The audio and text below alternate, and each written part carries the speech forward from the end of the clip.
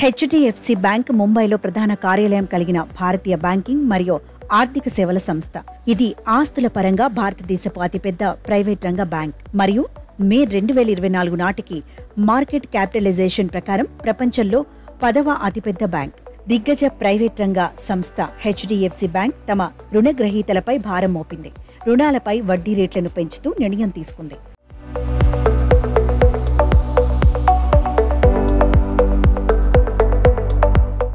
Marginal cost of funds based lending rate bench మార్కును 10 basis పాయింట్లు పెంచింది.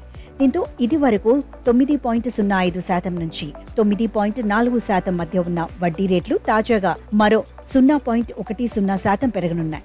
సవరించిన కొత్త వడ్డీ రేట్లు జూలై 8 నుంచి అమల్లోకి వచ్చాయని వెల్లడించింది.